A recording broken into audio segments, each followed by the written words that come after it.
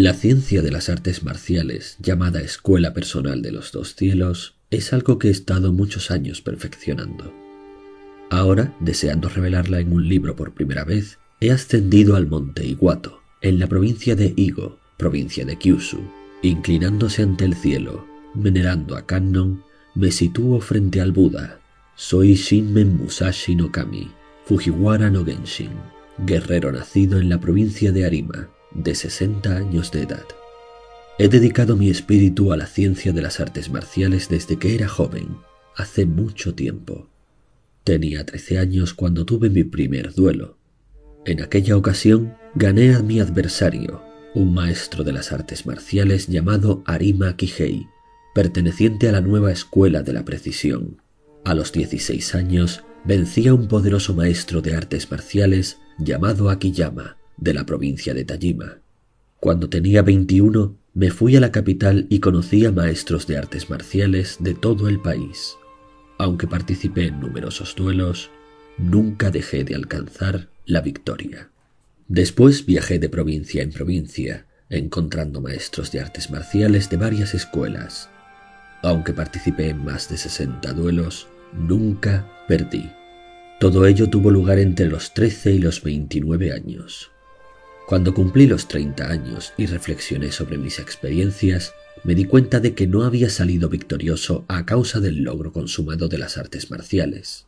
Quizá fue porque poseía una capacidad intrínseca para esta ciencia y no me había desviado de los principios naturales.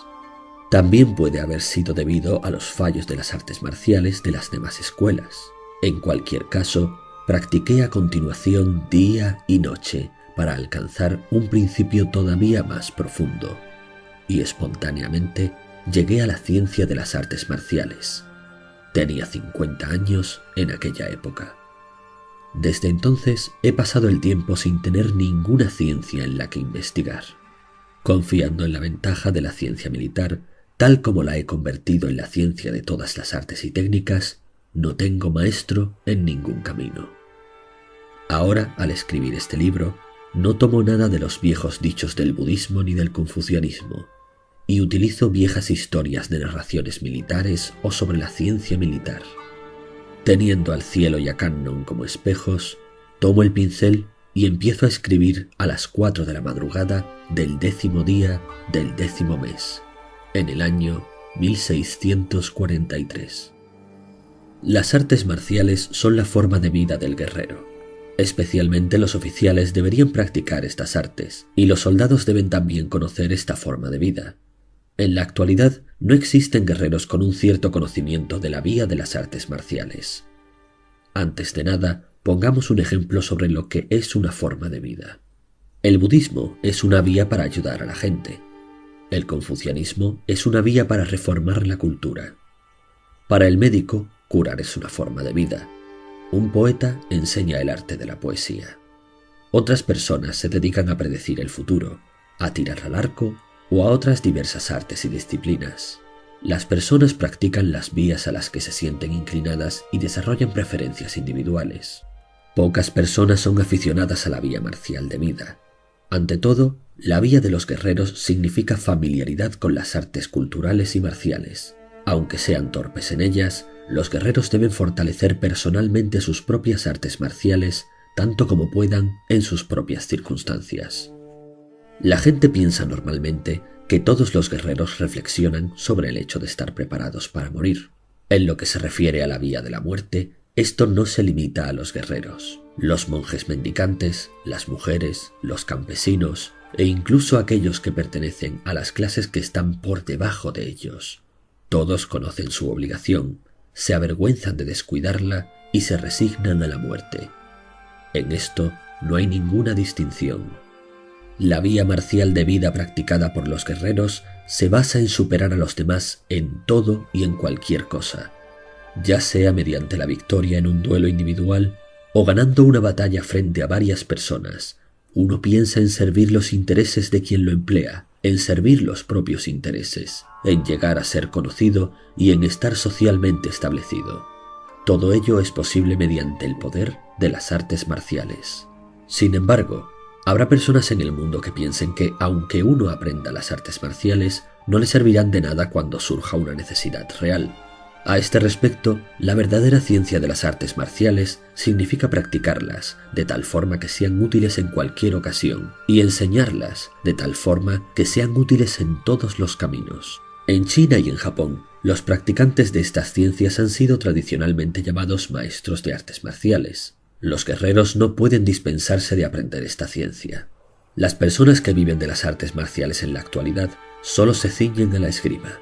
Los sacerdotes de los templos Kashima y Kantori de la provincia de Itachi han fundado este tipo de escuelas, afirmando que sus enseñanzas han sido transmitidas por los dioses, y viajan de provincia en provincia transmitiendo a la gente sus enseñanzas. Pero esto es realmente un fenómeno reciente. Entre las artes y disciplinas de las que se habla desde la antigüedad, el denominado arte de la ventaja ha sido incluido como una disciplina. Así, una vez que hablamos del arte de la ventaja, no puede limitarse a ser solo la esgrima. Incluso la misma estrategia difícilmente puede ser conocida si se consideran únicamente como ganar solo mediante el arte del sable. Está fuera de cuestión que sea posible alcanzar el dominio de la ciencia militar de este modo. Cuando miro a la sociedad, veo que la gente convierte las artes en ganancias comerciales. Se considera a sí misma como mercancía e incluso lleva a cabo mejoras como si fuera un objeto de comercio. Distinguiendo lo superficial y lo sustancial, encuentro que esta actitud tiene menos realidad que la decoración. El campo de las artes marciales abunda particularmente de esgrimas vistosas, con popularización comercial y aprovechamiento por parte de aquellos que enseñan la ciencia y de aquellos que la estudian. La consecuencia de esto es que, como alguien ha dicho, las artes marciales de aficionados son origen de graves heridas. Hablando de forma general, existen 4 formas de vida: la forma de vida del caballero, la del campesino, la del artesano y la del comerciante. En primer lugar está la forma de vida del campesino. Los campesinos preparan todo tipo de herramientas agrícolas y pasan los años prestando constantemente atención a los cambios de las 4 estaciones. En segundo lugar está la forma de vida del comerciante, quienes elaboran licor obteniendo los diversos utensilios requeridos y viven de los beneficios que obtienen según la calidad de lo que producen. Cualquiera que sea el negocio al que se dediquen, los comerciantes viven de los negocios que ganan conforme a su posición particular. En tercer lugar, en lo que respecta al caballero guerrero, esta vía implica construir toda clase de armas y comprender sus diversas propiedades. Esto es algo imperativo para los guerreros. Ignorar la maestría de las armas y la comprensión de las ventajas específicas de cada una de ellas sería indicar una falta de cultura de un miembro de una casa guerrera. En cuarto lugar, está la forma de vida del artesano. Si se toma como ejemplo la forma de vida del carpintero, esta implica la fabricación habilidosa de toda clase de herramientas, saber cómo utilizar cada una de ellas con pericia, dibujar correctamente los planos sirviéndose de la escuadra y de la regla, y vivir mediante una práctica diligente de su técnica. Estas son las 4 formas de vida. Descubrirá la ciencia de las artes marciales comparándola con la disciplina del carpintero. El carpintero se utiliza como una metáfora con referencia al concepto de casa. Hablamos de casas aristocráticas, casas militares y casas de las artes. Decimos que una casa se derrumba o que una casa se mantiene, y también hablamos de tal o cual tradición, estilo o casa. Por ello, como utilizamos la expresión casa, he empleado la disciplina del maestro carpintero como metáfora. Si queréis aprender la ciencia de las artes marciales, reflexionad sobre este libro. El maestro carpintero, por conocer las medidas y dibujos de toda clase de estructuras, emplea gente para construir casas. A este respecto, el maestro carpintero es lo mismo que el maestro guerrero. Al escoger la madera para construir una casa, la que es recta, está libre de nudos y tiene un buen aspecto, puede ser utilizada como columna. La que tiene algunos nudos, no está recta ni es firme, puede ser utilizada como columna trasera.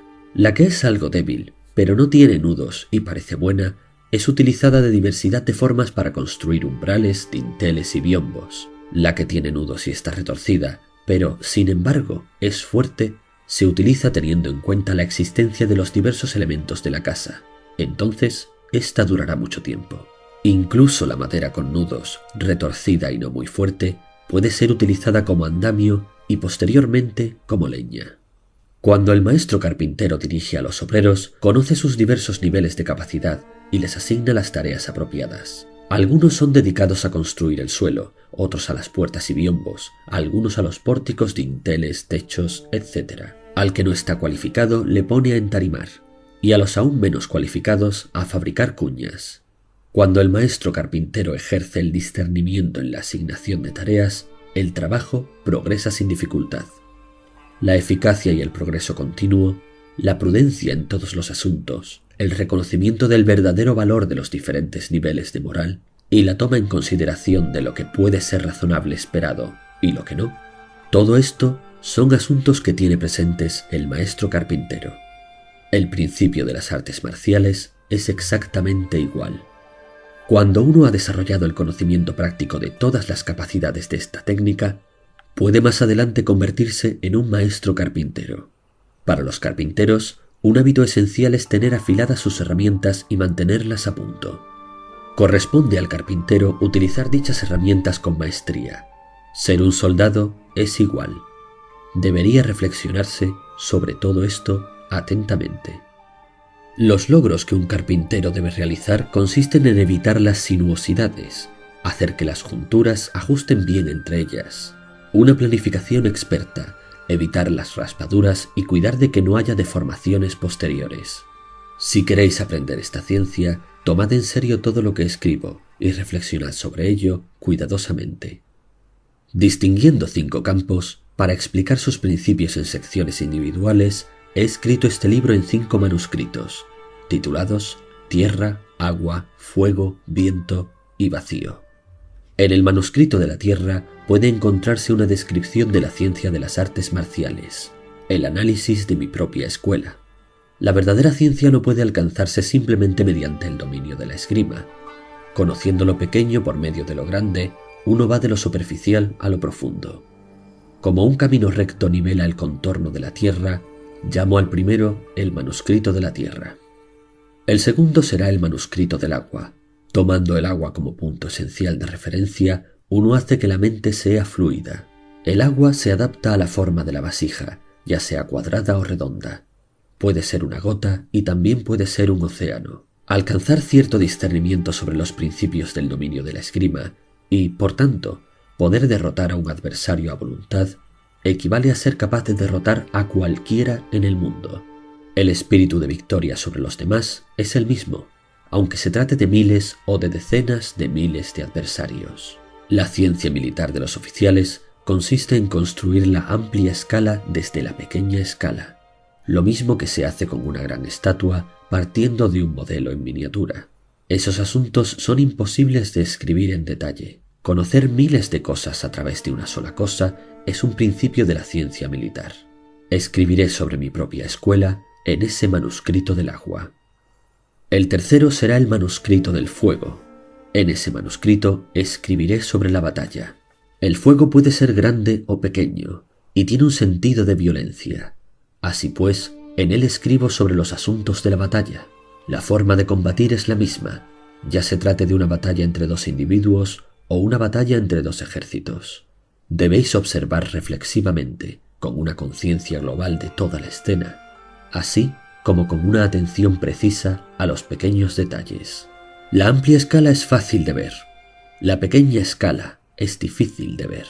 Para ser concreto, es imposible invertir la dirección de un gran grupo de personas de una vez, mientras que la pequeña escala es difícil de conocer, porque en el caso de un individuo existe solo una voluntad implicada y pueden hacerse cambios rápidamente. Esto debe ser considerado cuidadosamente. Como los asuntos de ese manuscrito del fuego son cosas que suceden en un instante, en las artes marciales es esencial practicar diariamente para lograr familiarizarse con ellas, tratándolas como asuntos ordinarios, de forma que la mente permanezca inmutable. Escribiré sobre la lucha en la batalla en ese manuscrito del fuego. El cuarto será el manuscrito del viento. La razón por la que lo llamo manuscrito del viento es porque no trata de mi propia escuela. Es aquí donde escribo sobre las diversas escuelas de las artes marciales que existen en el mundo. En lo que respecta a utilizar la palabra viento, utilizamos esta palabra para simbolizar estilo o manera de ser. Al hablar de cosas como el antiguo estilo, el estilo de nuestro tiempo y forma de ser, el aire de las diversas casas, así es que escribo definitivamente sobre las técnicas de las diversas escuelas de artes marciales que existen en el mundo. Eso es el viento. A menos que entendáis realmente a los demás, difícilmente podréis alcanzar la comprensión de vosotros mismos. En la práctica de cada forma de vida y de cualquier trabajo, existe un estado de mente del que se dice que está desviado. Aunque os esforcéis diligentemente en vuestro propio camino, día tras día, si vuestro corazón no está de acuerdo con él, aunque penséis que estáis en el buen camino, desde el punto de vista de la justicia y de la verdad, no es un auténtico camino. Si no seguís un auténtico camino hasta el final, una pequeña maldad al principio se convertirá después en una gran perversión. Reflexionad sobre esto. No es de extrañar que el mundo considere que las artes marciales consisten solo en la esgrima. En lo que respecta a los principios y tácticas de las artes marciales, esto no es así en absoluto. Escribiré sobre las otras escuelas en ese manuscrito del viento, para dar a conocer al mundo de las artes marciales. En quinto lugar estará el manuscrito del vacío. La razón de por qué ese manuscrito se titule Vacío es porque, una vez que hablamos de vacío, ya no podemos definir las profundidades interiores en términos de callejón superficial.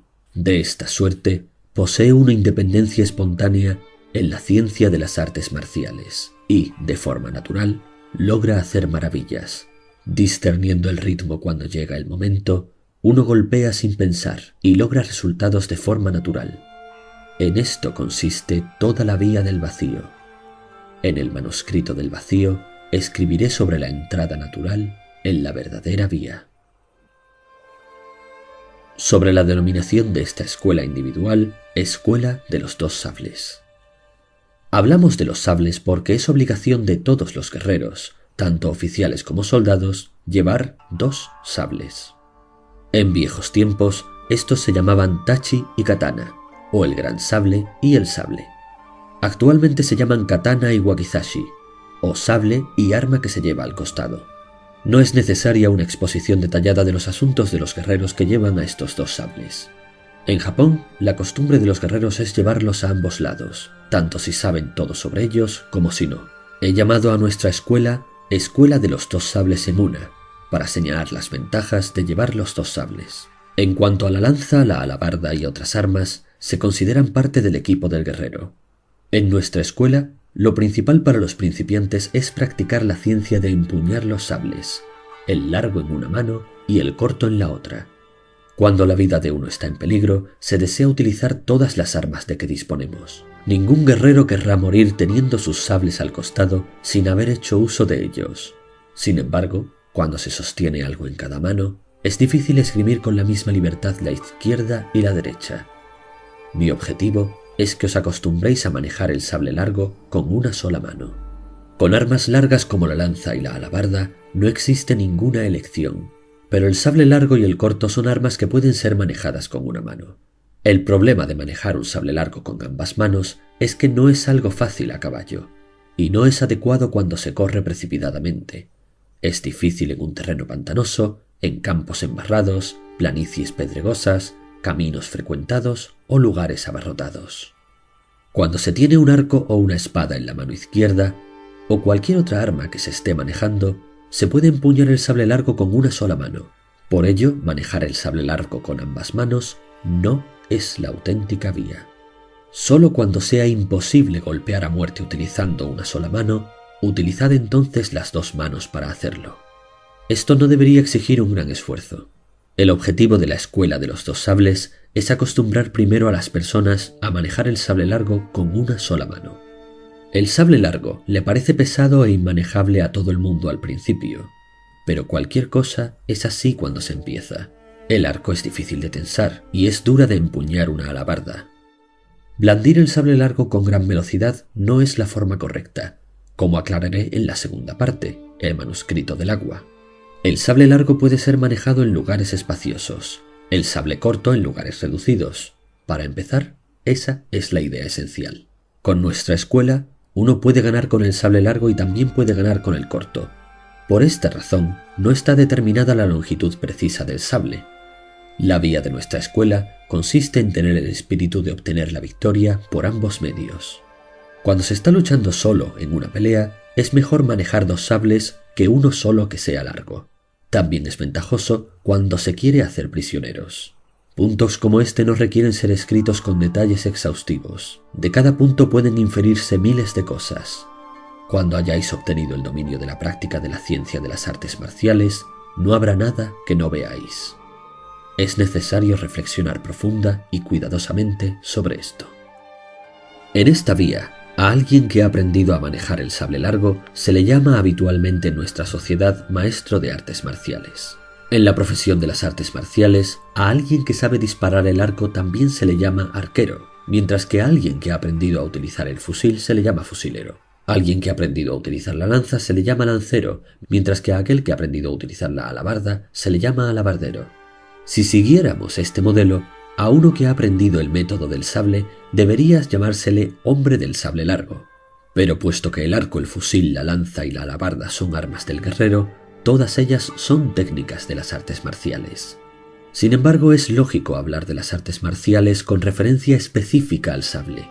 La sociedad y las personas son mantenidas en orden por los poderes del sable. Este es, en consecuencia, el origen de las artes marciales. Cuando habéis alcanzado la capacidad para manejar el sable, podéis vencer con una sola mano a 10 hombres. Cuando es posible vencer a 10 hombres con una sola mano, entonces es posible vencer a 1000 con 100 y a 10.000 con 1000. Por ello, en las artes marciales de nuestra escuela, un hombre es lo mismo que 10.000.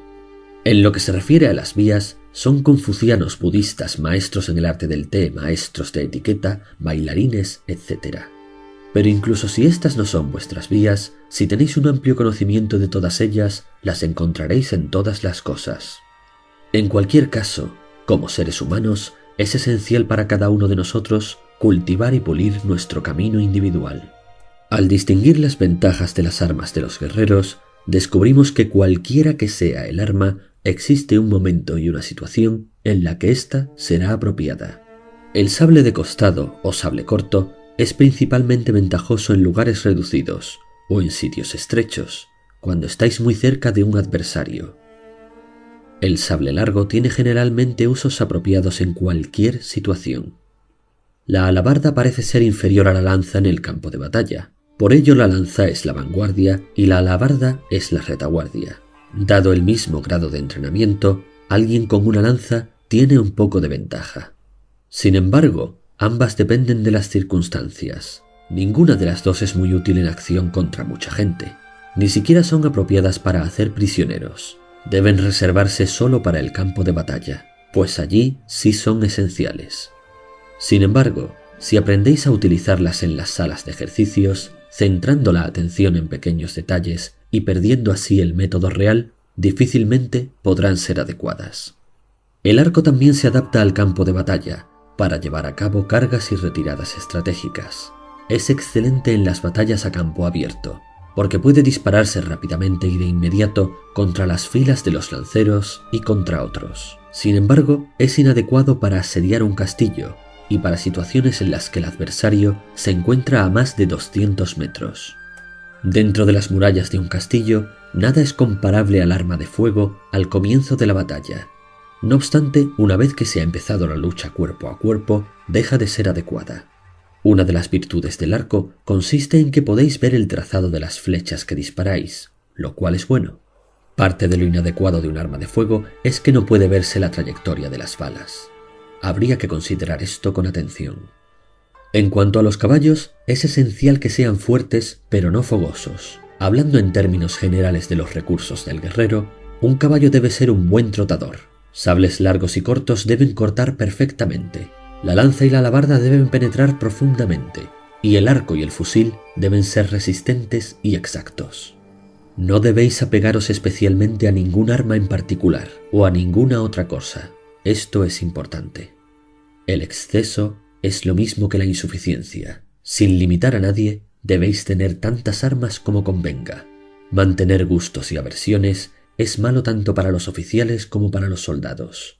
El pensamiento pragmático es esencial. No deja de ser cierto que el ritmo es algo que existe en todo, pero los de las artes marciales en particular son difíciles de dominar sin ejercitar la práctica. El ritmo se manifiesta en el mundo en cosas como la danza y la música, las flautas y los instrumentos de cuerda. Todos estos son ritmos armoniosos. En los campos de las artes marciales existen ritmos y armonías en el tiro con arco, el tiro de armas de fuego e incluso en la equitación. En cualquier arte y cualquier ciencia nunca debe ignorarse el ritmo. Existe incluso un ritmo en estar vacío. En la vida profesional de un guerrero existen ritmos para ascender de rango y ritmos para descender, ritmos de satisfacción y ritmos de frustración. En el campo del comercio existen ritmos para hacerse rico y ritmos para perder la propia fortuna. La armonía y la falta de armonía en el ritmo se presenta en todas las formas de vida. Es imperativo distinguir cuidadosamente entre los ritmos de floración y los ritmos de decadencia en cada cosa específica. Son diversos los ritmos de las artes marciales.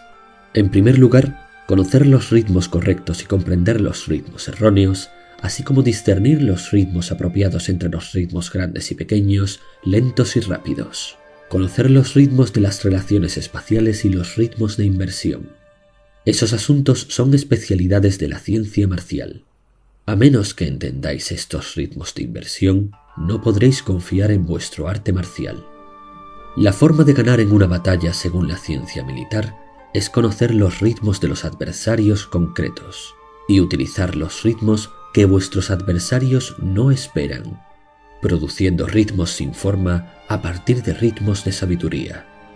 Con la ciencia de las artes marciales de nuestra escuela, expuesta previamente, se amplía la mente de forma natural mediante la práctica diligente día y noche, transmitiéndola al mundo como una ciencia colectiva e individual.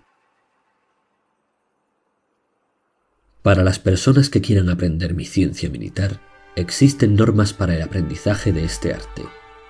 1. Considerad lo que es correcto y verdadero.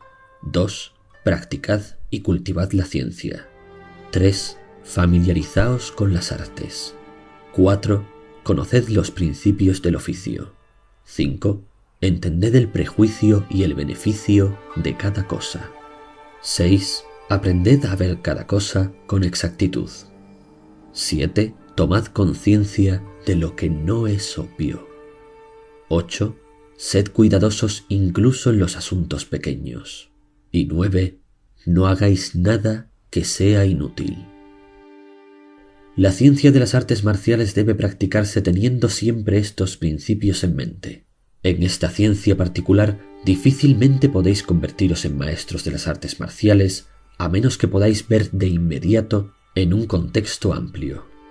Una vez que hayáis aprendido este principio, no deberíais ser derrotados en ningún combate individual contra 20 o 30 adversarios. Ante todo, mantened las artes marciales en vuestro espíritu y trabajad diligentemente de una forma directa. Entonces podréis vencer con vuestras manos y también podréis derrotar a los demás viendo con vuestros ojos. Es más, cuando refinéis vuestra práctica hasta el punto de alcanzar la libertad de todo el cuerpo, podréis vencer a los demás por medio de vuestro cuerpo. Y puesto que vuestro espíritu está entrenado en esta ciencia, podréis también vencer a los demás por medio del espíritu. Cuando alcancéis este punto, ¿cómo podríais ser derrotados por los demás? De la misma forma, la ciencia militar a gran escala consiste en un asunto de ganar conservando a la gente buena, empleando gran número de personas, de ganar en la actitud correcta de la conducta personal, de ganar en gobernar a las naciones, de ganar en cuidar del pueblo humilde y de ganar en el cumplimiento de las costumbres sociales. En cualquier campo de actividad, el conocimiento de cómo evitar la derrota frente a los demás, cómo ayudarse a sí mismo y cómo incrementar el propio honor es parte de la ciencia militar.